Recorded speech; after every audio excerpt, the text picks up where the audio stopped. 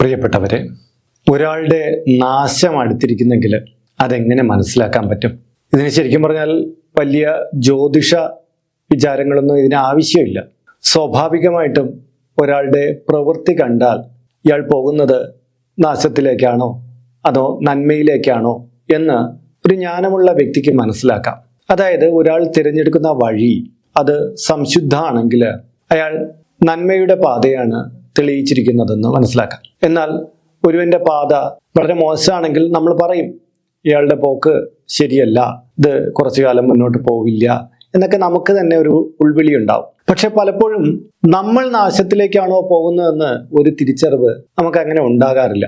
നമ്മുടെ പ്രവൃത്തിയിലും നമ്മുടെ വാക്കിലും ഉണ്ടാകുന്ന മാറ്റങ്ങളൊന്നും യഥാസമയം നമ്മൾ തിരിച്ചറിയുകയില്ല. അതുകൊണ്ട് തന്നെ നമ്മിൽ ഒരു സ്വയം പരിവർത്തനം വരുത്തുവാനും പ്രയാസകരാണ്. ഏതാണ്ട് നശിച്ച് നാറാണക്കല്ല് പിടിച്ചിട്ടാണ് പലപ്പോഴും പലരും തങ്ങളുടെ വഴി തെറ്റായിരുന്നു എന്ന് മനസ്സിലാക്കുന്നത്. ഇന്ന് ഒരു മനുഷ്യൻ അവന്റെ നാശത്തിലേക്ക് പോകുന്നതിന്റെ ഏതാണ്ട് 12 ലക്ഷണങ്ങളെ ഞാൻ പറയുന്നുണ്ട്. ഇതൊരു ഭയപ്പെടുത്തലല്ല, പകരം ഒരു സൂചനയാണ്. ഇത് മനസ്സിലാക്കി നമുക്ക് തിരിഞ്ഞു നടക്കാൻ പറ്റും. അങ്ങനെ നടന്നില്ലെങ്കിൽ നമ്മൾ അഗാധമായ ഗർത്തത്തിലേക്ക് പതിക്കുകയും ചെയ്യും. ശരിക്കും പറഞ്ഞാൽ രാവണൻ സീതയെ കക്കാൻ തീരുമാനിച്ച ആ നിമിഷം തൊട്ട് രാവണന്റെ നാശം ആരംഭിച്ചിട്ടുണ്ട്. അതുപോലെ തന്നെ നമ്മൾ ചെയ്യാൻ ഉദ്ദേശിക്കുന്ന അല്ലെങ്കിൽ നമ്മളിപ്പോൾ ചെയ്തു തുടങ്ങിയ ചില കാര്യങ്ങൾ തന്നെ നമ്മുടെ നാശത്തിന് കാരണമാവുകയും ചെയ്യും. അപ്പോൾ ഒരു മനുഷ്യ ജീവിതത്തിൽ ഏറ്റവും വിലപ്പെട്ടതായിട്ടുള്ള കുറച്ച് കാര്യങ്ങളാണ് ഇന്ന് നമ്മൾ മനസ്സിലാക്കുന്നത്. ഈ വീഡിയോ പൂർണ്ണമായിട്ട് കാണുക. ജീവിതത്തിലെ നേരായ മാർഗം നിങ്ങൾക്ക് ഇത് തെളിയിച്ചു നൽകുന്നതാണ്. നമസ്കാരം, ഞാൻ RJ അയ്യർ, ഹരിചന്ദന മഠം. ഹൈന്ദവ പുരാണങ്ങളും അതുപോലെ തന്നെ ആത്മീയ ഗ്രന്ഥങ്ങളും നമ്മുടെ നാട്ടറിവുകളും ഒരു മനുഷ്യൻ നശിച്ചു പോകുന്നതിൻ്റെ മുഖവരയായിട്ടുള്ള ലക്ഷണങ്ങളെ കുറിച്ച് പറയാറുണ്ട്. അത് സൂക്ഷ്മമായിട്ട് വിശകലനം ചെയ്തിട്ടാണ് ഇന്നത്തെ വീഡിയോ തയ്യാറാക്കിയിരിക്കുന്നത്. വളരെ ലളിതമായിട്ട് തന്നെ ഞാനിത് നിങ്ങൾക്ക് പറഞ്ഞു തരാൻ ശ്രമിക്കുന്നതാണ്. അതിനു മുമ്പായിട്ട് ഇതിൻ്റെ കീഴെ കമന്റ് ബോക്സിലും ഡിസ്ക്രിപ്ഷൻ ബോക്സിലും നമ്മുടെ വാട്സപ്പ് ചാനലിന്റെ ലിങ്ക് കൊടുത്തിട്ടുണ്ട്. അതിലൂടെ ചാനൽ പ്രവേശിച്ചാൽ നിങ്ങളുടെ പിറന്നാളിന്, നിങ്ങളുടെ കുടുംബ അംഗങ്ങളുടെ പിറന്നാളിന് സൗജന്യമായിട്ട് പുഷ്പാഞ്ജലി അർച്ചനകൾ നടത്തി കിട്ടുന്നതാണ്. മാത്രമല്ല ഇതിന്റെ കമന്റ് ബോക്സിൽ നിങ്ങളുടെ പേര്, നിങ്ങളുടെ വയസ്സ്, നിങ്ങളുടെ നക്ഷത്രം ഇവ രേഖപ്പെടുത്തിയാൽ ഇവിടെ നടക്കുന്ന പൂജാ പ്രാർത്ഥനകളിൽ നിങ്ങളെ ഉൾക്കൊള്ളിക്കുന്നതാണ്. 1 മാസത്തേക്കായിരിക്കും ഇപ്രകാരം ചെയ്യുന്നത്. കൂടുതലായിട്ട് വേണമെന്നുള്ളവർ ഇനി തൊട്ട് ഇതിൽ അപ്ലോഡ് ചെയ്യുന്ന എല്ലാ വീഡിയോയുടെ കീഴിൽ നിങ്ങളുടെ ഡീറ്റെയിൽസ് ഇങ്ങനെ കൊടുത്താൽ മതി. അതിനായിട്ട് ഇതുവരേക്കും ഈ ചാനൽ സബ്സ്ക്രൈബ് ചെയ്തിട്ടില്ലെങ്കിൽ അത് ചെയ്യുക. ഒപ്പം തന്നെ ഈ വീഡിയോ ഒന്ന് ലൈക്ക് കൂടി ചെയ്യുക. എങ്കിൽ മാത്രമായിരിക്കും പുതുതായിട്ട് അപ്ലോഡ് ചെയ്യുന്ന വീഡിയോകളും മറ്റുമൊക്കെയുള്ള നോട്ടിഫിക്കേഷൻസ് നിങ്ങൾക്ക് റെക്കമെൻഡേഷൻ ആയിട്ടും മറ്റും ലഭിക്കുക. അപ്പോൾ നമുക്ക് വിഷയത്തിലേക്ക് വരാം. ഭഗവാൻ ശ്രീകൃഷ്ണൻ ഭഗവത്ഗീതയിൽ തന്നെ പറയുന്നുണ്ട്, ശരിക്കും പറഞ്ഞാൽ ഒരു മനുഷ്യൻ എങ്ങനെയാണ് തൻ്റെ നാശത്തെ തിരഞ്ഞെടുക്കുന്നത്? അത് തന്നെയാണ് നമ്മുടെ ഒന്നാമത്തെ പോയിന്റ്. അതായത് ധർമ്മത്തെ ഉപേക്ഷിക്കൽ എന്നുള്ളത്. ധർമ്മം വെടിഞ്ഞ് ഒരു മനുഷ്യൻ സഞ്ചരിക്കാൻ തുടങ്ങുമ്പോൾ തന്നെ അവൻ അധർമ്മിയാകുന്നു. അവന്റെ നാശത്തിന്റെ തുടക്കമാകുകയാണ്. അതായത് ഒരു കാര്യം തെറ്റാണെന്ന് അറിഞ്ഞിട്ടും ലാഭം കിട്ടുമെന്നോ തനിക്ക് ഇതുകൊണ്ട് ഭൗതികപരമായിട്ടുള്ള നേട്ടം ഉണ്ടാകുമെന്നോ കരുതി ചിലർ അതിനായിട്ട് ഇറങ്ങിത്തിരിക്കും. പിന്നീട് അവന്റെ പതനം നമ്മൾ കണ്ടിട്ടില്ലേ? സ്കൂളിലും കോളേജിലും ഒക്കെ പഠിക്കുന്ന കുട്ടികൾ തൽക്കാല ലാഭത്തിന് വേണ്ടിയിട്ട് മയക്കുമരുന്നിന്റെ മറ്റും കാരിയറായിട്ട് മാറുന്നത്. ഒടുവിൽ അത് പിടിക്കപ്പെടുകയും അവന്റെയോ അല്ലെങ്കിൽ അവളുടെയോ ജീവിതകാലം മുഴുക്കെ ആ അപമാനവും പേറി ജീവിതത്തിന്റെ എല്ലാ മൂല്യങ്ങളും നശിപ്പിച്ചുകൊണ്ടായിരിക്കണം പിന്നെ അവർക്ക് ജീവിക്കാൻ കഴിയുക. തെറ്റിനെ തിരിച്ചറിഞ്ഞ് പുറത്ത് കടക്കുന്നവർ ചിലരൊക്കെ ഉണ്ടായിരിക്കാം. പക്ഷെ അറിഞ്ഞുകൊണ്ട് അധർമ്മത്തിന്റെ പാത തിരഞ്ഞെടുക്കുന്നവർ പലപ്പോഴും വെട്ടിലായി പോകാനും ജീവിതം ഒന്നുമല്ലാത്ത ഒരു നദിയിലേക്ക് ഒഴുക്കി വിടാനുമായിരിക്കും കാരണമാവുക. മാത്രമല്ല ഇവരുടെ ഈ അധർമ്മ പാത കൊണ്ട് കുറേയധികം മനുഷ്യർക്ക് ഹാനികൾ ഉണ്ടാവുകയും അവരുടെ ശാപവും ഇവരുടെ മേൽ വന്ന് ഭവിക്കുന്നതാണ്. രണ്ടാമത്തെ കാര്യം മാതാപിതാക്കളെ അവഗണിക്കൽ എന്നുള്ളതാണ്. മാതാപിതാക്കൾ എന്ന് പറഞ്ഞാൽ നമ്മുടെ ഭാരതീയമായ കാഴ്ചപ്പാടിൽ കൺകണ്ട ദൈവങ്ങളായിട്ടാണ് കണക്കൂട്ടുന്നത്. എന്നാൽ ഇന്ന് തനിക്ക് എന്തൊക്കെയോ സൗജന്യങ്ങൾ തന്ന് ഈ പ്രകൃതിയിൽ മറ്റ് ജന്തുക്കൾ കുട്ടികളെ പ്രസവിച്ചിടും പോലെ ഒരു വെറും മൃഗതുല്യമായിട്ടുള്ള എന്തോ ആണെന്നുള്ള രീതിയിലാണ് പലരും സ്വന്തം മാതാപിതാക്കളെ കാണുന്നതും. അതുകൊണ്ട് തന്നെ പണ്ടത്തെ ആ ബഹുമാനാദി കാര്യങ്ങളൊക്കെ ഇന്ന് പലരിൽ നിന്നും നഷ്ടപ്പെട്ടു പോകുന്നു. അത്തരം മോട്ടിവേഷൻസ് കൊടുക്കുന്ന ചില വ്യക്തികളും നമ്മുടെ സോഷ്യൽ മീഡിയയിൽ ചുറ്റിക്കറങ്ങുന്നത് കാണാം. എന്തായാലും അവർക്കും നല്ല ഫോളോവേഴ്സ് ഉണ്ട്. മാതാപിതാക്കളെ നിന്ദിക്കാനും അവരെ വന്ദിക്കരുതെന്നൊക്കെ ഇവർ നിരന്തരം പറഞ്ഞുകൊണ്ടിരിക്കുന്നു. കുട്ടികൾക്ക് അത് ചിലർക്കെങ്കിലും ലളിതമായിട്ട് തോന്നുകയും അവർ അതിനെ അനുകരിക്കുകയും ചെയ്യുന്നുണ്ട്. ശരിക്കും പറഞ്ഞാൽ മാതാപിതാക്കൾ എന്ന് പറയുന്നത് മറ്റു മൃഗങ്ങളിൽ കാണുന്നത് പോലെ കുട്ടികളെ ഒരു കുഞ്ഞു കാലയളവിൽ പരിചരിച്ച് പിന്നെ തങ്ങളുടെ ധർമ്മം നോക്കി പോകുന്നവരല്ല മനുഷ്യകുലത്തിലുള്ളത്. അവർ ആ കുട്ടികളുടെ പരിരക്ഷ പൂർണ്ണമായിട്ട് ഏറ്റെടുത്ത് അവരെ ഒരു ജീവിതഘട്ടത്തിൽ മുഴുവനും കൈത്താങ്ങായിട്ട് കൊണ്ടുപോകുന്നതാണ്. എന്നാൽ ഈ മാതാപിതാക്കളെ ചിലർ ധിക്കരിക്കുകയും അവർക്ക് ഹാനി വരുത്തുന്ന ചില കാര്യങ്ങൾ ചെയ്യുകയും എല്ലാ കാര്യങ്ങളും സ്വീകരിച്ച ശേഷം അനാഥാലയത്തിൽ കൊണ്ടുവന്ന് തള്ളുകയും കഠോരമായ വാക്കുകൾ പറയുകയും അവരെ നിന്ദിക്കുകയൊക്കെ ചെയ്യുന്നുണ്ട്. അവരുടെ മനസ്സിൽ നിന്നുണ്ടാകുന്ന നീറ്റൽ ഇവരുടെ ജീവിതത്തിൽ വളരെയധികം പ്രയാസങ്ങളെ പിൽക്കാലത്ത് സൃഷ്ടിക്കും. പരമാവധി അച്ഛനമ്മമാർ കുട്ടികളെ ശപിക്കാറൊന്നുമില്ല. പക്ഷെ അവരുടെ ഉള്ളിനെ നീറ്റി അവരിൽ നിന്ന് സ്വയമേവ ഈ ശാപങ്ങൾ പല കുട്ടികളും ഏറ്റുവാങ്ങാറുണ്ട് എന്നുള്ളതാണ് വാസ്തവം. അങ്ങനെ ജീവിക്കുന്നവരുടെ ജീവിതം അധികം വൈകാതെ തന്നെ അധോഗുണത്തിലേക്ക് ചെന്നപ്പെടുകയും അവരുടെ നാശം അധികം വൈകാതെ സംഭവിക്കുകയും ചെയ്യും എന്നുള്ളതാണ് നമ്മൾ പ്രകൃതിയിൽ കാണുന്ന തെളിവുകൾ. മൂന്നാമത്തത് ഗുരുവിനെ അപമാനിക്കൽ എന്നുള്ളതാണ്. നമ്മുടെ നാട്ടിൽ ഇന്ന് ഏറ്റവും കൂടുതൽ കണ്ടുവരുന്നത് അധ്യാപകർക്ക് യാതൊരു മാന്യതയും കൊടുക്കാതെ അവരെ എന്ത് വേണമെങ്കിലും വിളിച്ചു പറയാം എന്നുള്ള ഒരു രീതിയിൽ ജീവിക്കുന്നവരെയാണ്.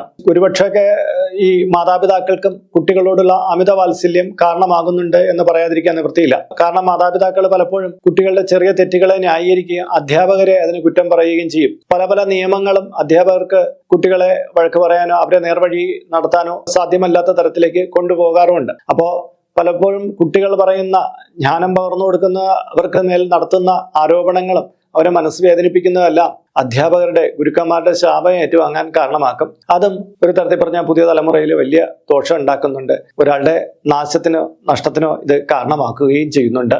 നാലാമത്തെ കാര്യം സത്യത്തെ ഉപേക്ഷിക്കൽ എന്നുള്ളതാണ്. അതായത് കളവ് പറഞ്ഞ് ജീവിക്കുക എന്നുള്ളത്. നമുക്ക് ഒരു കാര്യത്തെ ധർമ്മത്തിനെ അടിസ്ഥാനപ്പെടുത്തി മുന്നോട്ട് പോകുന്ന ഒരാളും കളവിനെ സ്വീകരിക്കുകയില്ല. അവരുടെ ജീവിതോപാധിയിൽ ഒരിക്കലും കളവ് എന്നുള്ളതിനെ കൂട്ടുപിടിക്കുകയില്ല. പകരം എന്താണ്, സത്യത്തിന്റെ മാർഗത്തിലൂടെ മാത്രം സഞ്ചരിക്കും. പക്ഷെ പല വ്യക്തികളും ചില കളവുകളൊക്കെ പറഞ്ഞ് മറ്റുള്ളവരെ പറ്റിച്ച് ജീവിക്കാനുള്ള രീതിയാണ് പിന്തുടരുന്നത്. അതിലൂടെ പെട്ടെന്ന് വരുമാന മാർഗം കിട്ടും, മാത്രമല്ല അധികം മേലനങ്ങാതെ കാശ് സമ്പാദിക്കാം എന്നുള്ള രീതിയിൽ പലരും ശ്രമിക്കാറുണ്ട്. അത് മിക്ക മേഖലയിലും ഉണ്ട്. ഇന്ന സ്ഥാനങ്ങളിൽ നിന്ന് പറയാൻ പറ്റില്ല. ഈ കള്ളം പറയുന്നവരുടെ പറ്റിക്കുന്നവരുടെയും ഒരു രംഗം തന്നെ നമ്മുടെ ചുറ്റുപാടുകളിൽ ഏതൊരു മേഖലയും കാണപ്പെടുന്നുണ്ട്. എന്തായാലും അന്യനെ പറ്റിച്ചുകൊണ്ടുള്ള ഇത്തരം ജീവിത രീതി അവർക്ക് തിരിച്ചടികൾ ഉണ്ടാക്കുകയും അവരുടെ ജീവിത മൂല്യം തകരുകയും ഒടുവിൽ നാശത്തിന് കാരണമാവുകയും ചെയ്യുമെന്ന് പുരാണങ്ങൾ പറയുന്നുണ്ട്. അഞ്ചാമത്തെ കാര്യം അമിതമായ അഹങ്കാരം എന്നുള്ളതാണ്. ചിലർക്ക് അഹങ്കാരം വളരെ കൂടുതലാണ്. ഞാനാണ് എല്ലാത്തിനും മേല്, എനിക്കെല്ലാം അറിയാം എന്നുള്ള രീതിയിൽ എല്ലാത്തിനെയും പുച്ഛിക്കുകയും എല്ലാത്തിനെയും എതിർക്കുകയും താനാണ് എല്ലാത്തിനെയും മേലധികാരി എന്നുള്ള രീതിയിൽ ഇവർ പെരുമാറാറുണ്ട്. ഇവരെ സഹിച്ച് പല ബന്ധുക്കൾക്കും സുഹൃത്തുക്കൾക്കും കഴിയേണ്ടതായും വരാറുണ്ട്. ഇത്തരം മനോഭാവം അഹങ്കാരത്തിന്റെ മൂർത്തിമത് ഭാവമായി മാറുന്നത് അത് നമ്മൾ കണ്ടിട്ടുണ്ട്. അസുരന്മാരും മറ്റുമൊക്കെ നമ്മൾ കണ്ടിട്ടുണ്ട്. അങ്ങനെ അവരെല്ലാം ഒരു കാലഘട്ടത്തിൽ അവര് മതിച്ചു വാണിരുന്നു. പിന്നീട് അവരെ ദേവതകൾ തന്നെ നേരിട്ട് കീഴടക്കുന്നതായിട്ട് കാണുന്നത്. ഭൂമിയിലും അങ്ങനെ കുറെ ജന്മങ്ങളുണ്ട്. എന്നാൽ ഇപ്പോഴുള്ള കാലഘട്ടത്തിൽ അവരുടെ അഹങ്കാരമൊക്കെ കൊടുകുത്തി വാഴുമെങ്കിലും കുറച്ചു കാലം കഴിയുമ്പോൾ ഈ അഹങ്കാരത്തിന്റെ മുന ഒടിയുകയും അവർ പതനത്തിലേക്ക് ചെന്ന് വീഴുകയും ചെയ്യും. നമ്മുടെ ചുറ്റുപാടുകൾ അത് കാണിച്ചു തരുന്നുണ്ട്. ആറാമത്തെ കാര്യം ക്രോധം അഥവാ കോപം നിയന്ത്രിക്കാൻ കഴിയാത്തത് എന്നുള്ളതാണ്. നാശത്തിന്റെ ഏറ്റവും വലിയ കുന്തമുന എന്ന് പറയുന്നത് ഈ കോപം തന്നെയാണ്. ഒരാള് കോപം കൊണ്ട് ചെയ്യുന്ന പ്രവൃത്തികൾ അവന്റെ നാശത്തിന് കാരണമാകാൻ സാധ്യത കൂടുതലുള്ളതാണ്. ചിലർ കോപം കൊണ്ട് മറ്റുള്ളവരെ ഉപദ്രവിക്കുക, സ്വയം തന്നെ പരിക്കേൽപ്പിക്കുക, ആത്മഹത്യ ചെയ്യുക, അങ്ങനെ പല കാര്യങ്ങളും ജീവിതത്തെ നശിപ്പിക്കുന്ന പല കാര്യങ്ങളും ക്രോധത്തിൽ നിന്ന് ഉണ്ടാവുന്നവയാണ്. ക്രോധം അടക്കാൻ പറ്റിയാൽ തന്നെ നമ്മുടെ മുന്നിലുള്ള നാശനഷ്ടങ്ങളുടെ തോത് വളരെയധികം കുറയ്ക്കാൻ പറ്റുന്നതാണ്. ഒരാൾക്ക് കോപം വരുന്നതിൽ തെറ്റില്ല. പക്ഷെ കോപം അന്ധമായി മാറാതിരിക്കാൻ, കോപാന്ധമായി മാറാതിരിക്കാൻ നമ്മളെപ്പോഴും ശ്രദ്ധ കൊടുക്കേണ്ടതാണ്. ഏഴാമത്തെ കാര്യം ദുർവ്യസനങ്ങൾ എന്നുള്ളതാണ്. അതായത് നമുക്ക് ആസക്തി ഉണ്ടാക്കുന്നത് മദ്യം, മറ്റു ലഹരി വസ്തുക്കൾ മുതലായവ.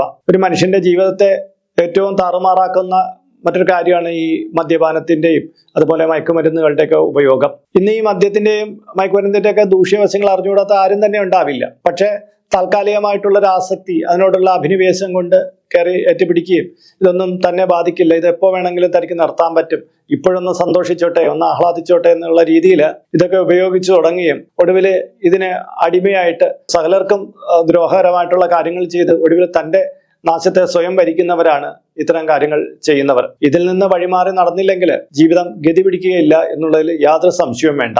ഒമ്പതാമത്തെ കാര്യം അന്യായമായിട്ടുള്ള ധനസമ്പാദനം എന്നുള്ളതാണ്. അതായത് ഒരു വ്യക്തിക്ക് ഭൗതികമായിട്ടുള്ള ഈ സാഹചര്യത്തിൽ ജീവിക്കാൻ പണം ആവശ്യമാണ്.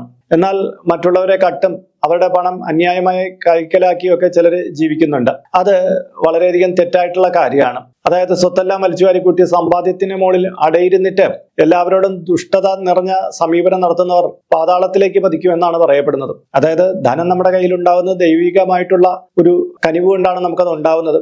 അത് പരോപകാരത്തിന് വേണ്ടിയിട്ട് നമ്മൾ വിനിയോഗിക്കണം. അല്ലാതെ നമ്മുടെ ധനസമ്പാദനം കൊണ്ട് മറ്റൊരാൾക്ക് ഉപദ്രവമാണ് നമ്മൾ ലക്ഷ്യമാക്കുന്നതെങ്കിൽ ആ പണം കൂടുതൽ കാലം നിലനിൽക്കില്ല, അത് നഷ്ടപ്പെട്ടു പോകും. എന്നാൽ ധനം നമ്മൾ നേരായ വഴിക്കാണ് സമ്പാദിക്കുന്നത്. ആ നേരായ വഴിക്ക് സമ്പാദിച്ച് നമ്മുടെ ജീവിത ഉപാധികൾക്ക് വേണ്ടി തിരഞ്ഞെടുക്കുന്നു, മറ്റുള്ളവരെ സഹായിക്കുന്നു എന്നുള്ളതാണെങ്കിൽ യാതൊരു കുഴപ്പമില്ലാത്ത കാര്യമാണ്. അമിതമായ ധനം കൈകാര്യം ചെയ്യുന്നവർ എപ്പോഴും തങ്ങളുടെ ധനം മറ്റുള്ളവർക്കും കൂടി പ്രയോജനപ്പെടുന്ന തരത്തിലേക്ക് വിനിയോഗിക്കുന്നത് ഗുണകരമായിരിക്കും. അടുത്ത കാര്യം എന്ന് പറഞ്ഞാൽ ഈർഷ്യയും അസൂയയും എന്നുള്ളതാണ്. അതായത് ചില വ്യക്തികൾക്ക് മറ്റുള്ളവർക്ക് വളരെയധികം അസൂയയും അസഹിഷ്ണുതയൊക്കെ ഉണ്ടായി വന്നേക്കും. ഈ അസൂയ എന്ന് പറഞ്ഞു കഴിഞ്ഞാൽ പലപ്പോഴും നമ്മളെ തന്നെ നശിപ്പിക്കുന്ന ഒന്നായിട്ട് മാറാറുണ്ട്. അത് എങ്ങനെയാന്ന് വെച്ചാൽ നമുക്കൊരു ആളിന്റെ കയ്യിൽ ഒരു കാറുണ്ട്, നമുക്ക് കൂടി ഒന്ന് മേടിക്കണമെന്ന് ചിന്തിക്കുന്നത് തെറ്റില്ല. പക്ഷെ അവന്റെ കാറുണ്ടല്ലോ, ആ കാറങ്ങ് ഇടിച്ച് അതങ്ങ് നശിച്ചു വരുന്നെങ്കിൽ കൊള്ളാമായിരുന്നു എന്ന് ചിന്തിക്കുന്നതും, മറ്റൊരാൾക്ക് എന്തെങ്കിലും നേട്ടം ഉണ്ടാകുമ്പോൾ അയ്യോ എനിക്കത് ഉണ്ടാക്കാൻ പറ്റില്ല, അവന്റെ കയ്യിലിരിക്കുന്നത് നശിച്ചു പോട്ടെ എന്ന് ചിന്തിക്കുന്നതാണ് തെറ്റ്. അതല്ല ഒരാളെ കണ്ടിട്ട് അതിലൊരു ഇൻസ്പിറേഷൻ ഉണ്ടായിട്ട് നമ്മളും കൂടി ഒന്ന് മേടിക്കുന്നതോ,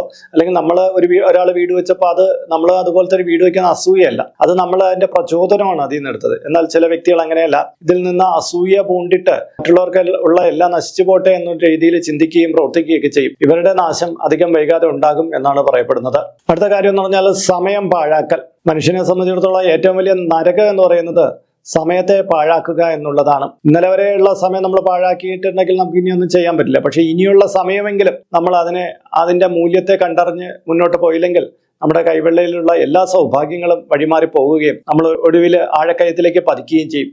സമയത്തെ കണ്ടറിയാത്ത ഒരാളും ജീവിതത്തിൽ വിജയിക്കാൻ പോകുന്നില്ല എന്നുള്ളതാണ് വാസ്തവം. അടുത്തതെന്ന് പറഞ്ഞാൽ വാക്കിൽ നിയന്ത്രണം ഇല്ലാത്തതാണ്.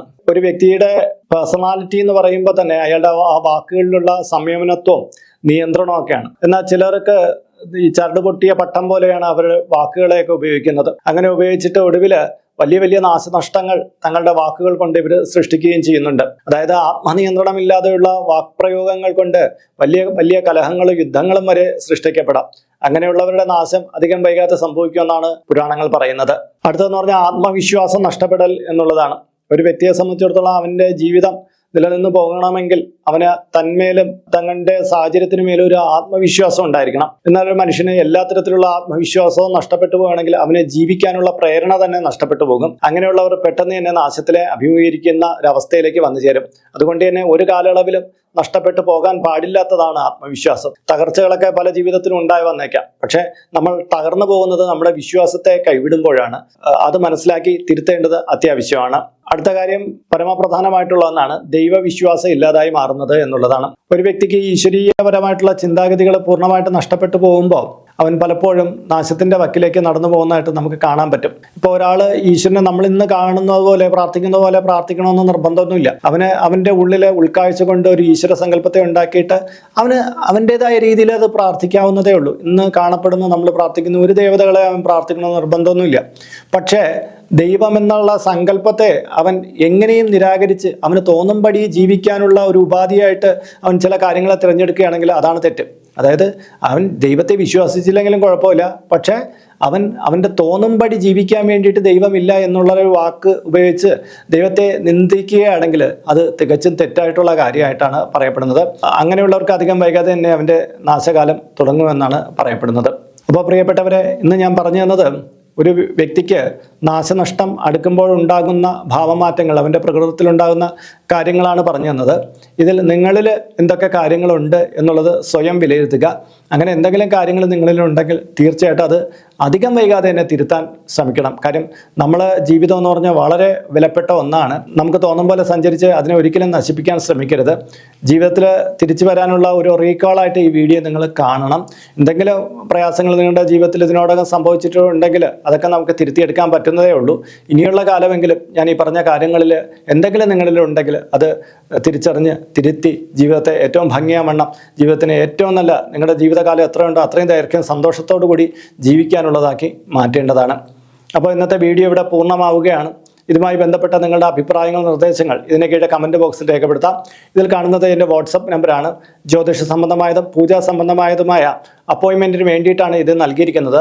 നേരിട്ട് വിളിച്ചു കഴിഞ്ഞാൽ കിട്ടുകയില്ല. നിങ്ങളുടെ പേര്, നിങ്ങളുടെ സ്ഥലം ഇവ രേഖപ്പെടുത്തി വാട്സപ്പിലൂടെ മെസ്സേജ് ചെയ്യുക. അപ്പോൾ അഡ്മിൻ ഒരു മാർഗ്ഗനിർദ്ദേശം അയച്ചു നൽകുന്നതാണ്. ആ മാർഗ്ഗനിർദ്ദേശം അനുസരിച്ച് അപ്പോയിൻമെൻ്റ് എടുത്തിട്ട് വിളിക്കാവുന്നതാണ്. നമ്മളിപ്പോൾ ഒരു സ്റ്റോർ യൂട്യൂബിൽ ആരംഭിച്ചിട്ടുണ്ട്. ഹൈന്ദവ ധർമ്മം അനുസരിച്ച് ജീവിക്കുന്നവർക്ക് പൂജാ കാര്യങ്ങളുമായിട്ട് ബന്ധപ്പെട്ട ചില കാര്യങ്ങളൊക്കെ മേടിക്കണമെന്നുണ്ടായിരിക്കും. അപ്പോൾ അങ്ങനെയുള്ള കാര്യങ്ങൾ നിങ്ങൾക്ക് ഓൺലൈനായിട്ട് എടുക്കാൻ പറ്റുന്ന ഒരു സ്റ്റോറാണിത്. താല്പര്യമുള്ളവർക്ക് അതിൽ പോയിട്ട് അതിൻ്റെ വിലയൊക്കെ നോക്കിയിട്ട് നിങ്ങൾക്ക് താല്പര്യമുണ്ടെങ്കിൽ അതിൽ നിന്ന് മേടിക്കാവുന്നതാണ്. ഇങ്ങനെ നോക്കിയാൽ മതിയാകും. അപ്പോൾ മറ്റൊരു വീഡിയോയിൽ മറ്റൊരു വിശേഷമായിട്ട് വീണ്ടും കണ്ടുമുട്ടം വരെ എല്ലാവർക്കും നമസ്കാരം. നിങ്ങളുടെ സ്വന്തം RJ ഹരിചന്ദ്ര മഠം. നമസ്തേ.